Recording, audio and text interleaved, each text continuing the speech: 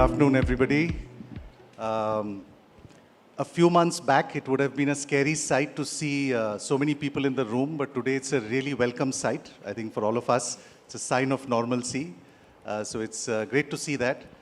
And you know, after revenge eating out, revenge travel, revenge tourism, we have revenge conferencing now. I think judging by the kind of, the number of people who are here for this event, and it's great. It's again a sign that things are coming back to normal, which is terrific.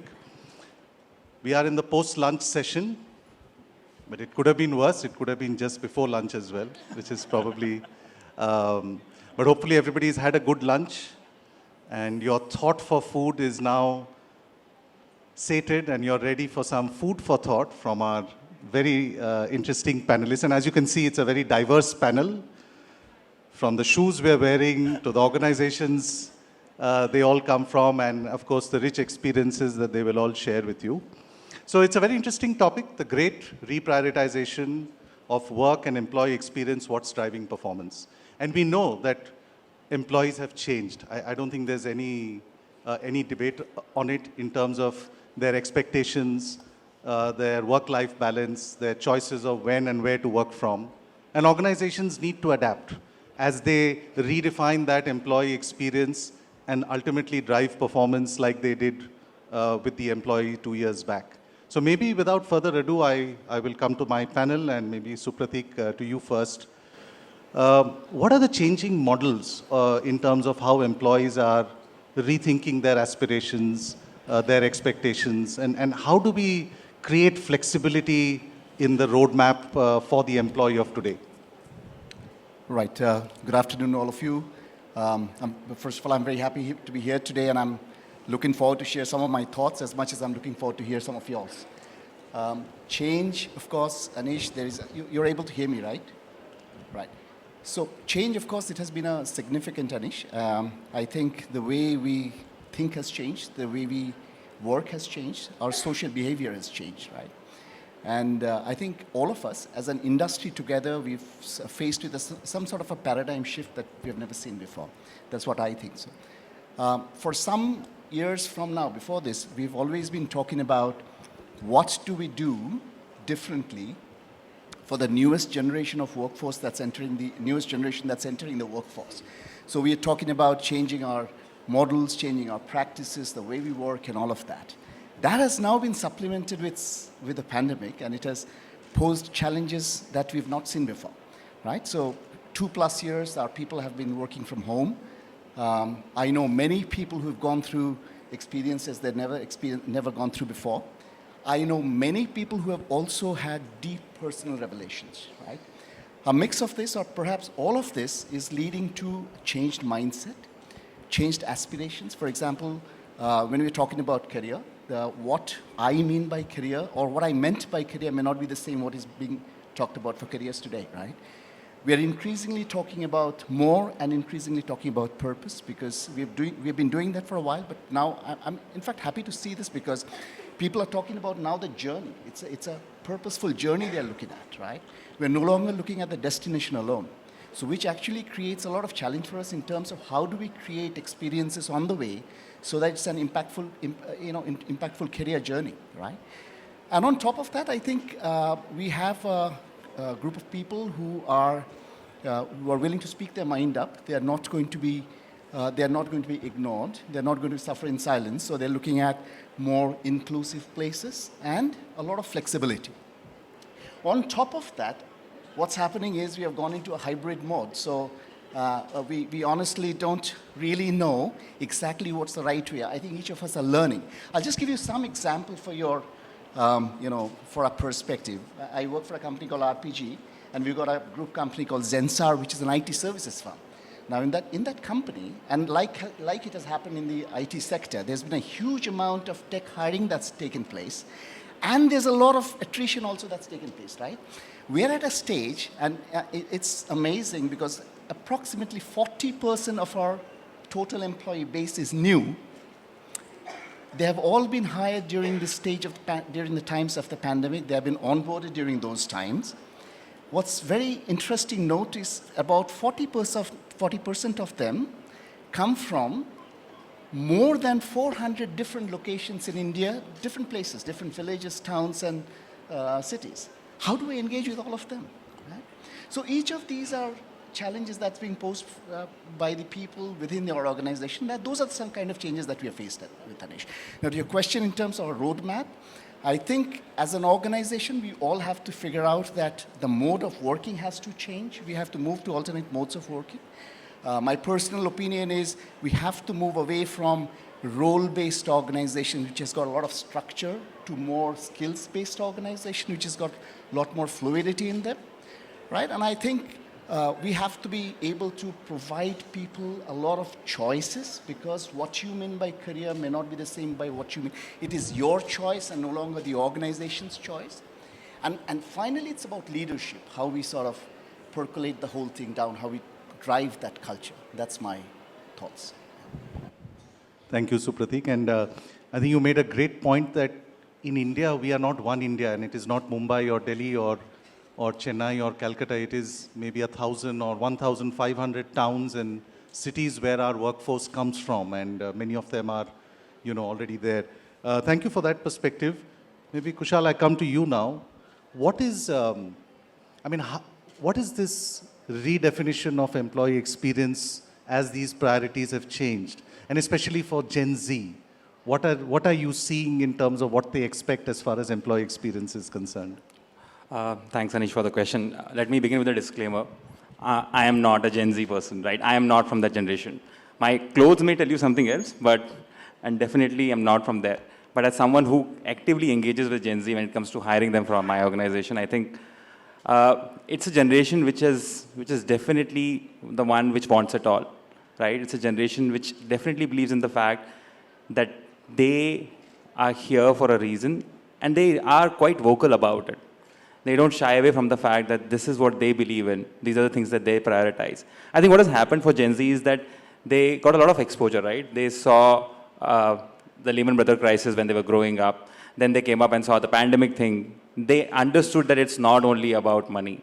And they are quite vocal about the fact that these are things that are important to us. And just to pick out what Supratik was saying about change, right? I think a lot changed during pandemic in terms of identity, right? Which we and Deepti were talking about. Identity change is something that the Gen Z has seen, right? This is the workforce which may be stepping into workplace for the very first time, right? 2019 pass outs, 20 pass outs, 21 pass outs. So a lot has changed for the Gen Z in particular. I think Gen Z in particular is a workforce that has walked the talk, right? As millennials, when we started like a decade back, I remember in campus interviews, you would have this tick mark question that you would ask, right? Are there any questions for us? And you would say, how do I grow in my career in the next 5 years? How do I plan my career in the organization, right? This is what I saw when I started my career a decade back. Now, last year when I went for hiring and I was talking to people, they were very vocal about the fact, what is the organization doing when it comes to mental health? How do you ensure good work-life balance? So there's a paradigm shift in terms of what Gen Z wants, and they're very vocal about it. They will talk to you about it. They'll tell you that this is what is important to me. And that's a very welcome change, and organizations need to plan accordingly. I'll give you an example of my organization, Razorpay. A lot of people came out of pandemic and said, I may be 24, but now I'm a dog parent. What are you doing for me? How do I keep Goku, who's my dog, back at home? I want him to be with me. He feels alone. Is organization inclusive in terms of that? You have a creche for babies, but what about dogs, right? How are you being inclusive in that way? And that's the reality of things, right? A lot of people identify them as dog parents, as cat parents, and we have to be inclusive in that way also. The other example I believe is that I think Gen Z as a generation are very vocal when it comes to values, right? I joined Razorpay, and the first thing that I did was I pinged someone. We have a value called transparency, which is very, very close to our hearts. I pinged someone on Slack saying, hi, you have invited to me a meeting. May I know the reason? That person was, I think, 22, 23, recently joined the organization. He pinged me a Slack message saying that, Kushal, we as an organization believe in transparency. I would highly encourage you to ask these questions on a larger forum. Personal messages can be avoided, and we believe in transparency. So request you to please drop a message on a larger channel or drop me an email. Now, that's something that a 23-year-old talking about so passionately about a company value, right? That was my first introduction, the very first week. And I think that's what the Gen Z stands for. They're willing to walk away if these things are not met. It's no longer about getting hefty checks, right?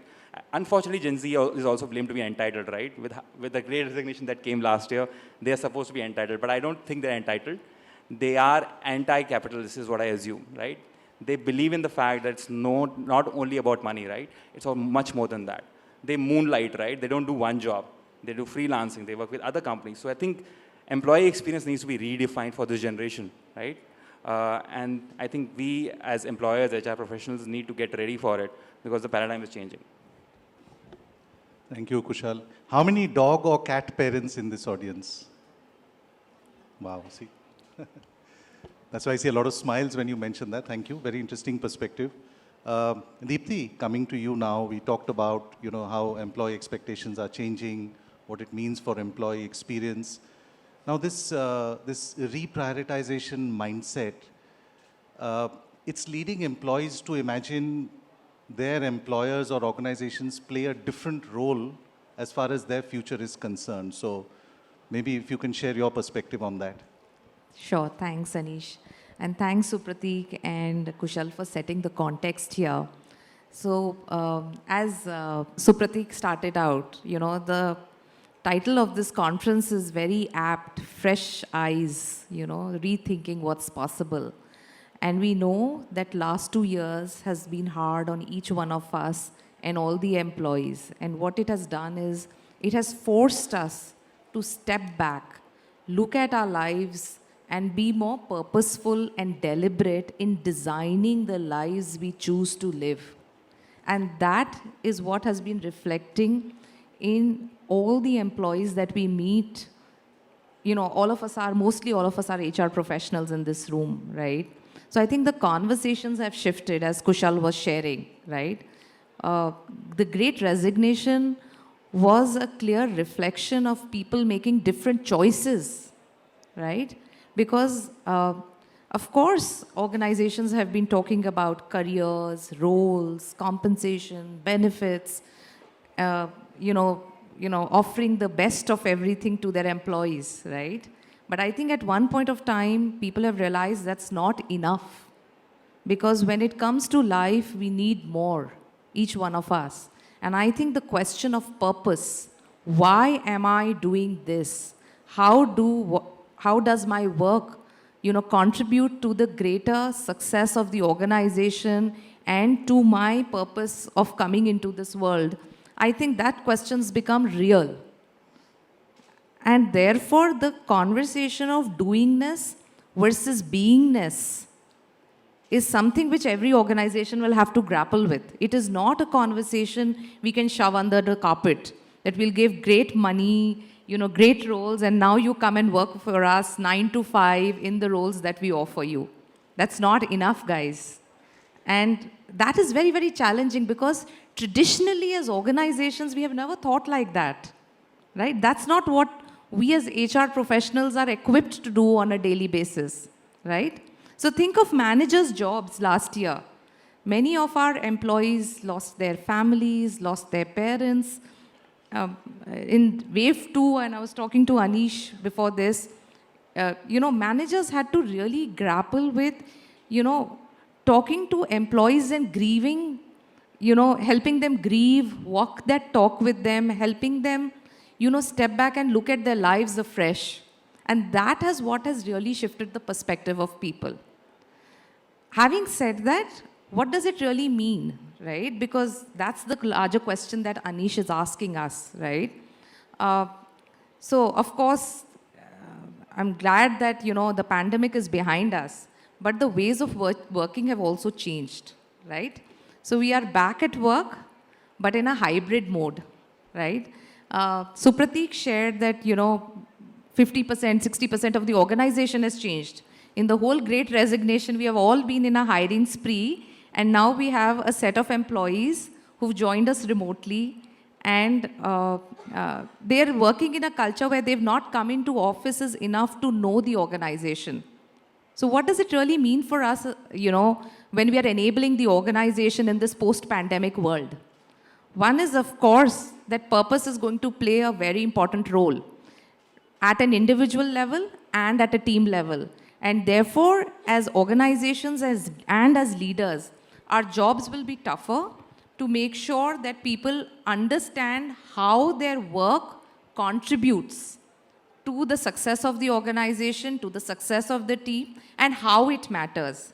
But alongside that, the challenge will be for managers to not be oversensitive and basically not, also just go on to the other extreme, because we are talking about dog parents, cat parents, our children, because there are so many new roles and identities which each one of us identifies with. Accountability is key. And the reason why accountability is key is because accountability helps operationalize the purpose.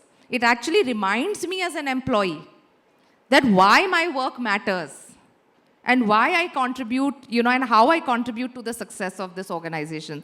So purpose and accountability goes together. And of course, alongside all of that is the whole fairness, transparency, communication, and making sure that, the accessibility and people see and connect more. And we'll have to be a lot more deliberate in making that happen in the whole hybrid work environment. So I think those are some of the things that I think organizations can work genuinely towards in engaging this post-pandemic population now. Thank you, Deepti. Love the being versus doing analogy, and I think many people or most people in the audience will be able to relate to that. I just want to pause for a moment and see if there are any questions that the audience might have or any comments that they would or experience that they'd like to share. So this question is for the panel. So I'm representing human resource for my organization, which is Max Life Insurance. So ever since pandemic happened, we all are evolving with the new way of working. And we do not know what's going to work for us because all of us are in the experimenting phase right now. So there are certain teams who would expect the employees to be there at work. The business, they are used to, touch and feel and, having a face to the conversation. Some set of people would want to work from office because they are now used to the new way of work. And some of us would want to go ahead with hybrid. So there's a lot of confusion, what will work for the organization and what will not. And there would be some traditional mindset. There would be some new mindset. So in this entire confusion, what should be the strategy, more from a human resource, that there could be a productive work environment which is being created, more to do with meeting up the organizational objective? I think that's a great question, and it brings us to a very important part of the topic as well. I don't know, Supratik, because the connection between the hybrid workforce and how do you still drive productivity in that scenario. But maybe please go ahead and... Sure. Thank you for that question. I think that is what I was trying to say right in the beginning. We need to have a shift in your mindset as well, right? And I think one of the things that we have to do at this point of time is to figure out what role does the leadership play. So, if your leadership wants, or if an organization's leadership wants people to come to the office more than being, bothered about what kind of, work is happening, that's a different story altogether. But I think we have to think in terms of what leadership can do to accept these changes and embrace those new leadership skills. We have to start leading with respect, empathy, perspective. And if you can't do that, then I think we have a problem in hand, right? Because what people are asking for is completely different what we are saying it to be, right? Now, the other thing is also leaders will have to go to the people now. People are not going to come to the leaders anymore, right? So again, we have to be ready for that perspective. I keep talking about this, and I think leaders will have to turn coaches. The problem today is you have far too many managers and too few leaders, right? So I think the shift is about leadership. I don't know if that answers your question. And just to add to it, I think as organizations, you will have to create a listening culture, right? It's important to listen to your employees. It's been 2.5 years since we last met in office, like as a community, as a family, whatever. Now you have a different audience, you have a different employee base. Listen to them first, right? So that leaders also have this new facts, telling them this is what the organization wants. Does it align with what they are willing to give? I think creating a strong listening culture will be the first step for any organization when it comes to deciding return to work. And also, when you say return to work, what is the workplace tech that you have in place? Because hybrid is here to stay, right, in some shape and form. Are your workplaces now evolved technologically to make sure that there are teams who are working from office, but that if someone who's joining from Udaipur can also join in through technology. And that's why this workplace technology will be very important for organizations to crack. Any other? Yes, Yeah, please. hi. I'm Harsh. I'm a life coach. And as you rightly said, that employees and leaders are looking for a purposeful living and purposeful role in their organizations. And we all know that purpose cannot come till the time you have integrity and authenticity in your living. So a lot of employees are now looking at cleaning their lives, cleaning their emotional baggage. So any initiatives as an organization you're taking, probably you can share. Thank you very much. I think what is important during the pandemic is how you stand by your organization, right? People remember that, right? When at the time when people were not getting beds in hospital, there were not enough support system that they had. How did you behave at that point in time as an organization was something that people really, really remembered. And that's an important factor, right? And I think as an organization, we made sure that we were there during that second wave, right? Where it was practically impossible to find the right infrastructure. And that played a huge role, right? That created that psychological safety, that created that trust that irrespective of salary, there is another bond that I have with my organization and it will come to my rescue. I think that played a very, very important role. The other thing that I think we have done is understand the fact that as a community, as a society, we are lonelier than ever, right? And all of us are grieving from something, right? A friend, a relative, a spouse, a parent, anyone, right? We are grieving, right? How do we now ensure that we collectively heal together? And that's where all these programs that we have, the employee assistance programs, all these programs play a very important role. I remember back in 2019, I was toying with an idea of an EAP. And that point in time, the penetration was about 3%. So only 3% of the organization uses an employee assistance program. That number has increased so much. In the last 2 years, you see so many startups mushrooming in the employee assistance program space. I think that program plays a very, very important role when it comes to now in a post-pandemic world, in terms of creating that listening culture. So I think these are some of the practices that we did in terms of making sure that we are there for the employee and we create that trust. Anybody wants to add? I think, Kushal, you have said it right. It is about standing by the employees. There's a few things like, as I said, there is a huge amount of stress-related situations that people are going through. I'm not sure about before, but today there's a significant high level of stress within the employee base, right? So it's important to stand beside them. For example, one of the things that we have done, since you're asking what we've done is, we've got tie-ups with clinics where not just the employees, but their families can also go to and seek help, right? We've got a initiative where we've got chief fitness officers, CFOs, right, who are actually talking to different employees. They call people up, they talk to the families. And these are some of the things that we can do. We have to stand by the employee, as Kushal said, yeah. Just before we come back to the audience, we're running out of time. I just want to make sure we bring up the topic of technology because it's tech HR, and if I don't do that, I don't think I'll be invited to moderate a panel from next year. So, we are talking about redefined employee experience. There are of course, there's a lot of technology and tools. I mean, I can speak on behalf of my organization. We have this digital multi-benefit platform that's exactly geared up to address the needs of a hybrid workforce. But I would like to hear from maybe all of you. Maybe, yes, why don't you go ahead, Deepti, your experience on the use of technology and tools in driving this redefined employee experience. Yeah.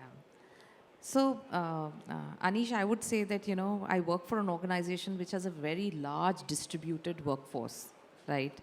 And when you have such a large audience and such a distributed workforce which is so diverse, whatever and however much you want, but technology has to play a very, very critical role in making sure that you are able to reach the last mile employee, right? So right from benefits to wellness to employee experience to, the whole employee life cycle, I think technology today in HR tech, at least, there are fantastic solutions that are available that can really come together to both deliver on productivity as well as effectiveness. Because often we talk about productivity, but effectiveness is equally important. So for example, I'll give you an example. Last year during Wave 2, we had almost 50, 60,000 employees, and we wanted to help them with doctors, because people were falling ill. We were able to go to a tech platform which was able to provide us with access to doctors 24/7, right to the last mile employee and to his or her family.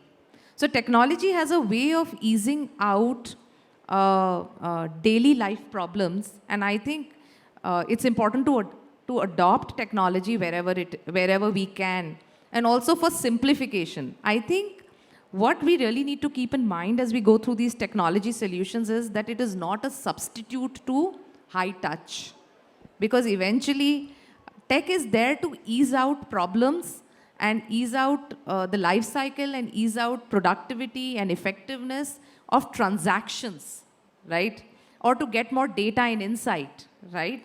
But I think eventually that personal touch and personal connect will always need to play a primary role in making sure that you are listening to employees. I think, you're hearing them and taking them along in the journey. So that's going to be a very, very important aspect of it. And also how you bring these technologies together. Because I think there's such a diverse set of technologies available, and the era has gone when you got one technology and it fixed almost everything for it. I think it is now about bringing a suite of technologies which actually interact and enable the entire employee experience, right? And I think the third thing I would say is that have great data.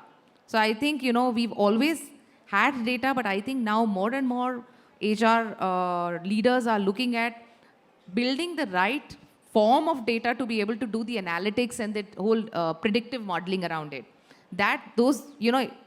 I know 5 years back we used to talk about it in theory to say that we'll do it and we'll make it happen, but I think it's become a reality today. And I think more and more investments on the data aspect of HR is happening now, and it's going to be important to listen to employees. So it's not only about going and talking. Listening is also a lot about reading into the data and getting the insights. Thanks. You brought up a great point on data, and I was reminded of this term, data is the new oil, but I think we need to be environment friendly and say data is the new electricity, given the focus on EVs, etc. But maybe Kushal, comment on technology, and then maybe we'll open it up for questions. Sure. So I think technology, and I couldn't have agreed more with what Deepti just said, and I specifically wanted to pick up this angle where there is no dearth of technology right now. We live in an era where every new week there's a new tool, there's a new technology that we are working with. And this points us to a very important topic that we should be aware of, talking about tech burnout, right? I was reading an article yesterday about which talked about how OC did a study and figured out that on an average, an employee uses 11 tech tools on a daily basis, right? Now imagine working on different 11 tech tools on a daily basis. It calls for a tech burnout. All of us have gone through the Zoom fatigue, right? Where you, 11 o'clock, jump into a meeting, 11:30 there's another meeting, you have to switch to another meeting, and the context is completely different. Here you were talking about annual operating plan, there you are talking about a different topic altogether, and you have to suddenly move to that context. So it's also aware that while data is the new electricity, it's also important to be aware that we have to understand that there's a tech burnout that employees are going through also. And how do we make sure that these technology tools talk to each other, make it easier, don't make it difficult for people to go to different tools and everything. So I think that's something that we should definitely talk about, but technology is here to stay. It's a fact that the tools will get only evolved and will become more and more accurate. Like what the teacher said, prediction will be the new thing, right? How can we predict certain things? How can we predict attrition, something that we have been grappling with for the last so many years? But technology is here to stay. And for us, it's important to use technology to measure productivity, to measure performance. But at the same time, be high touch. And that technology can't do. I think a lot of people who are sitting in the audience who are a part of these tech firms may hate me for this, but nothing can replace an honest conversation with an employee or with a colleague or a cup of coffee. That is here to stay forever. I just have one little thing to add, and I'm quite sure that we'll have a lot of our friends from technology companies here. My personal opinion, technology has to get more inclusive and not intrusive. So that's something which I genuinely wanted to point it out. And I've also seen that you've seen those software updates that happen in our laptops, in our phones, etc. I think whatever we are using, we need to update them regularly because things are changing so quickly, so fast. If we don't update our software, we are in trouble. That's all. Thank you. I think 30 minutes is always too short for such an important topic, and the organizers are glaring at me from the side. So I think we need to stop now. I wish there was time for more questions, but maybe offline the panelists are here, and I'm sure you can speak to them offline outside over a cup of coffee with any questions. But thank you very much. I think thank you for your insights. Thank you for being a Thank you patient so much for audience. being such Thank a great you. audience. Thank you so everyone. much. Thank you. Thank you very much.